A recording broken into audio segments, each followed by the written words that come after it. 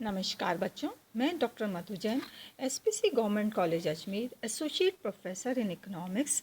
हमने अपने पिछले वीडियो में पंडित दीनदयाल उपाध्याय के आर्थिक विकास और वृद्धि संबंधी विचारों का अध्ययन कर रहे हैं। इसी कड़ी में हमने अपने पिछले वीडियो में पंडित दीनदयाल उपाध्याय के एकात्म जीवन दर्शन पर बात की थी। उसी बात को आगे बढ़ाते हुए, उसी चर्चा को आगे बढ़ाते हुए हम आज उनके इसी विषय पर उनके विचारों का अध्ययन और विश्लेषण करेंगे। नेक्स्ट उन्हीं के उसी क्रम में उनके विचारों हैं समष्टि से पुरुषार्थ।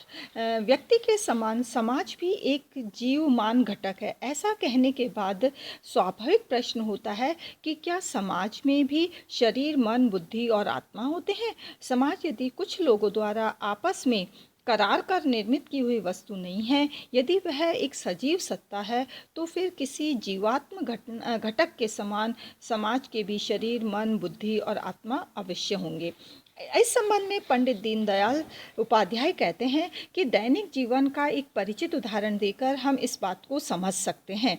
उन्होंने कहा, समूह के भी शरीर, मन, बुद्धि और आत्मा होते हैं। उदाहरण के लिए अगर 50 लोगों का एक क्लब है और ये सब लोग मिलकर क्लब का निर्माण करते हैं। इस प्रकार से क्लब का जो शरीर है वो निर्मित होता है। इकट्ठे होकर, इकट्ठे रहकर एक क्लब बनाने की इच्छा या संकल्प उस क्लब का मन होता है।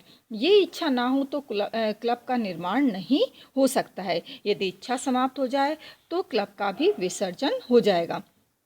इस इच्छा के मूर्त रूप लेने पर क्लब का कारोबार सुचारू ढंग से चलाने के लिए कुछ व्यवस्थाएं, कुछ नियम बनाने पड़ते हैं। सदस्यता, पदाधिकारियों के चुनाव, चंदा आदि के बारे में सोच समझकर कुछ नियम और उपनियम बनाए जाते हैं। इन नियमों के सारे ही क्लब का कारोबार या कार्य व्यवस्था सही ढंग से चल सकती है। ये नियम और व्यवस्था क्लब की बुद्धि है। किंतु क्लब बनाने की इच्छा मन में होना और उसके लिए विचार पूर्व कुछ नियम आदि बनाना ही पर्याप्त नहीं होता। क्लब के कुछ उद्देश्य भी होते हैं।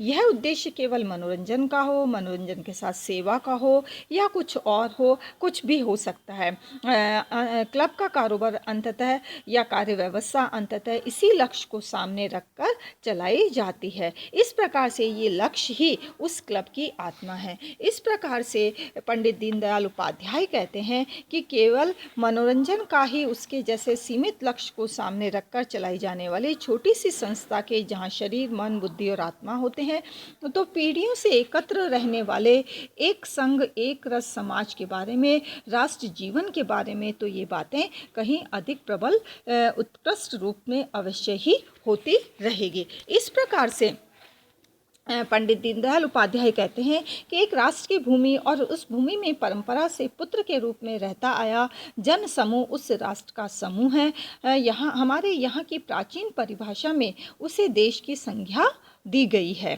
इस जन समूह की इच्छा और उसका सामूहिक जीवन का संकल्प उस राष्ट्र का मन है। इस समाज और राष्ट्र का जीवन ठीक से चलता रहे, अर्थात उसकी धारणा के लिए उसके कुछ नियम, व्यवस्थाएं, उपनियम हो, ये राष्ट्र का समष्टि धर्म कहलाता है। और चौथी बात, उस राष्ट्र का जीवन लक्ष्य उस राष्ट्र की आत्मा है। और इन सभी चारों तत्वों से मिलकर ही किसी राष्ट्र या देश का निर्माण होता है। जैसे शरीर, मन, बुद्धि, आत्मा से एक व्यक्ति बनता है, उसी प्रकार भूमि और जन समूह सामूहिक संकल्प, धर्म और जीवन लक्ष्य से मिलकर किसी भी राष्ट्र या देश का निर्माण होता है। इस प्रकार से चूँकि व्यक्ति के समान समाज के भी मन, बुद्धि, आत्मा और शरीर होते हैं, अतः जिस प्रकार व्यक्ति के समग्र और संतुलित विकास के लिए धर्म, अर्थ, काम, मोक्ष चारों पुरुषार्थों का विचार आवश्यक होता है, उसी प्रकार समष्टि और राष्ट्र के संदर्भ में भी इनका विचार किया जाना आवश्यक है। जिससे सहज प्रवृत्ति, संकेतों, विवेकशीलता, नियम, उपनियम, व्यवस्थाओं के कारण व्यक्ति और व्यक्ति समूहों में, राष्ट्रों के बीच आपस में सामंजस्य रहकर उनका जीवन सुचारू रूप से चलता है। इन्हीं सभी बातों का समष्टि धर्म में भी अंतर्भाव होता है। इस प्रकार से पंडित दीनदयाल उपाध्याय कहते हैं कि समाज की उन्नति, अवनति का निर्णायक उत्तर अंत में समष्टि के मनोबल पर निर्भर करता है। मानव समाज जो है यानी समाज मानस जीवन हो तो सर्वथा प्रतिकूल परिस्थितियों को भी वह मात दे सकता है और भस्म में से एक नया जीवन खड़ा कर सकता है।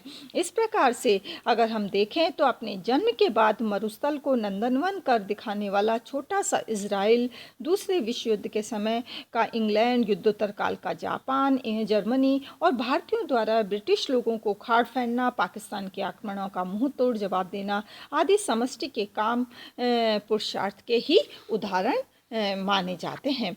इस प्रकार समष्टि का मोक्ष को स्पष्ट करते हुए दीनदयाल जी कहते हैं कि प्रत्येक राष्ट्र उस परम सत्ता द्वारा नियत जीवन कार्य को लेकर ही जन्म होता है। इस कार्य की पूर्ति के लिए अपनी सारी शक्ति लगाकर प्रयत्न करना ही उस राष्ट्र के विकास की सर्वोत्तम और एकमेव साधना है। इस प्रकार से पंडित दीनदयाल उपाध्याय आगे लिखते हैं, मुक्ति कभी व्यक्तिगत नहीं होती, ये समष्टिगत ही होती है। समाज विपन्न अवस्था में हो तब भी उसे उसके हाल पर छोड़कर मैं अकेले मोक्ष प्राप्त कर सकता हूँ, ऐसी गलत धारणा लिए हुए लोग चलते हैं। समाज मुक्त होगा तो उसका स्तर ऊंचा होगा, वह उन्नत होगा, तभी व्यक्ति को भी सुख और समृद्धि और शांति प्राप्त होगी। हमारे यहाँ किसी भी पुराण में आपको ये वर्णन नहीं मिलेगा कि परमात्मा ने अवतार लिया और वह किसी गुफा में जाकर अपनी मुक्ति के लिए तब करने बैठा हो। इस तरह से हम ये कह सकते हैं कि समष्टि के भी कई पुरुषार्थ होते हैं, राष्ट्र के भी कई पुरुषार्थ होते हैं और राष्ट्र व्यक्तियों के समूह से मिलकर ही बनता है जो सजीव होते हैं, जिनमें शरीर, मन, बुद्धि और आत्मा पाई जाती है। नेक्स्ट है एकात्म समाज व्यवस्था। समाज और व्यक्ति का लक्ष्य और संबंध टहनी और पत्तों जैसा या शरीर और उसके अंगों जैसा होने के कारण उसके ये पुरुषार्थ भी परस्पर पूरक होते हैं।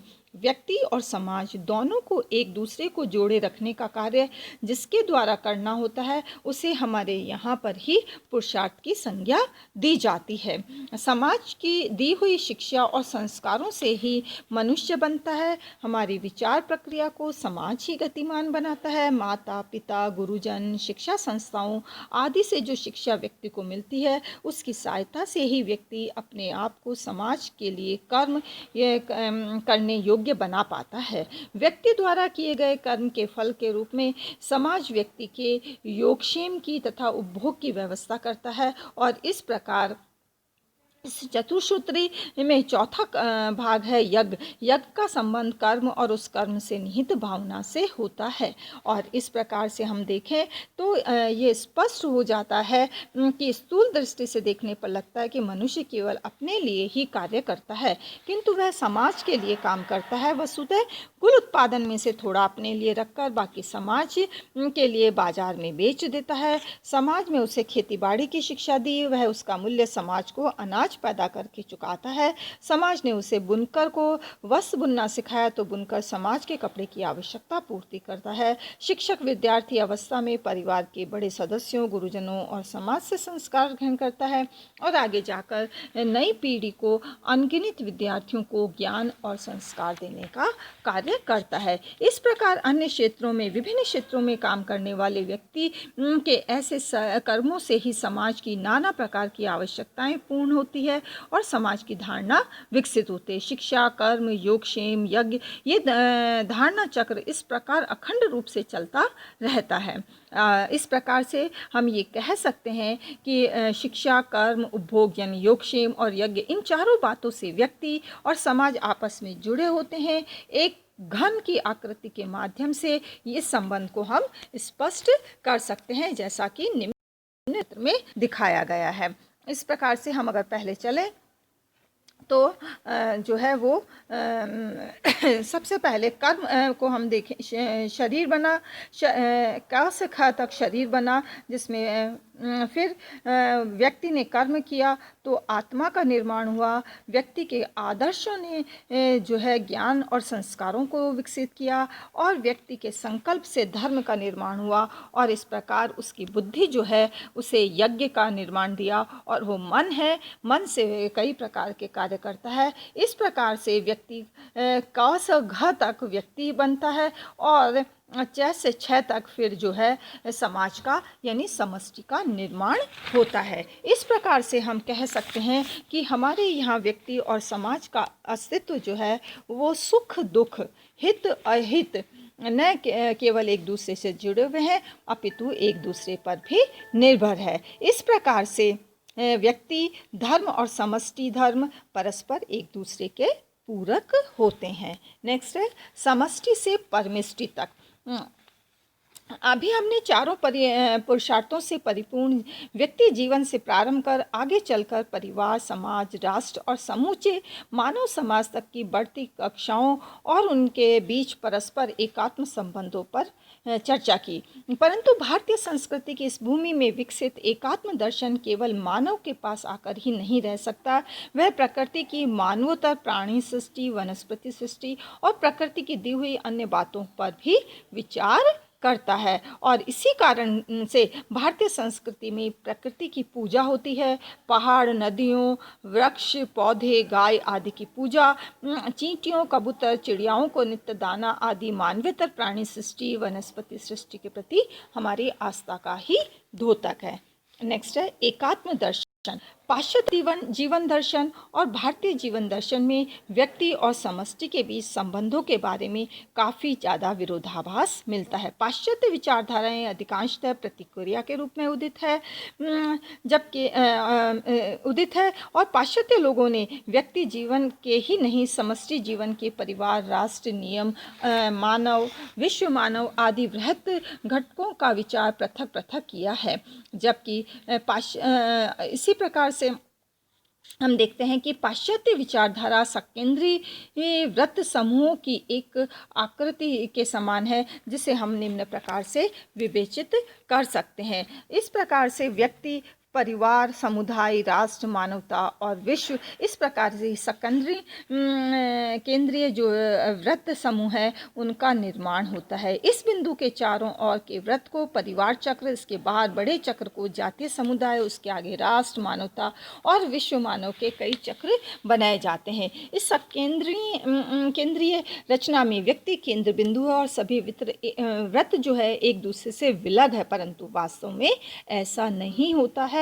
सभी एक दूसरे से संबंधित है और समाज निर्माण में पाश्चात्य लोगों की सोशल कॉन्ट्रैक्ट थ्योरी और विगत 500 वर्षों से पोपशाही के विरुद्ध राष्ट्रीय चर, सामंतशाही के विरुद्ध लोकतंत्र, पूंजीवाद के विरुद्ध समाजवाद जैसे जो संघर्ष हुए, उसी कारण उसकी पद्धति में ये पृथकता आई होगी। इसके विपरीत अगर हम देखें तो जो मानव जीवन का इस प्रकार का टुकड़ों में विचार करने की पद्धति के कारण ही भारत के बाहर मानव एकता के लिए किए गए प्रयत्न किसी न किसी प्रकार एक अंग के ढांचे में ठोक पीट कर बिठाने की दिशा में होते रहे हैं। इस्लाम व ईसाई संप्रदाय के बोरे में विशेष इसका उल्लेख किया जा सकता है।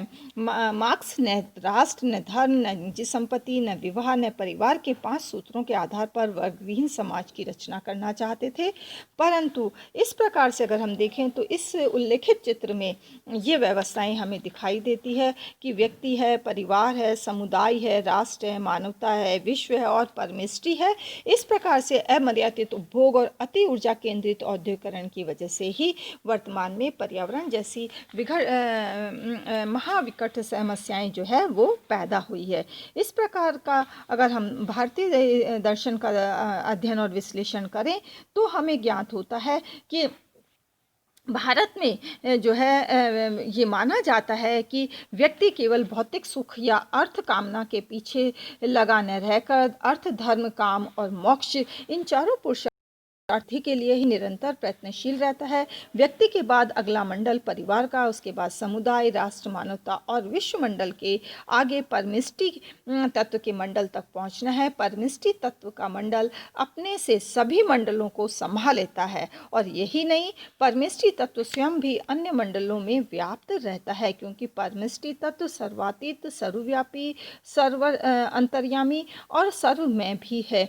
और यही जो परम तत्व है वही एकात्म मानव दर्शन की आत्मा है। इस प्रकार से अगर हम पंडित मदन मोहन मालवीय पंडित दीनदयाल उपाध्याय के इन विचारों का अध्ययन करें तो इस प्रकार एकात्म मानव दर्शन एक पूरा जीवन दर्शन है और जो कि संपूर्ण जो हमारी भारतीय संस्कृति है उसी पर आधारित है। Thank you so much.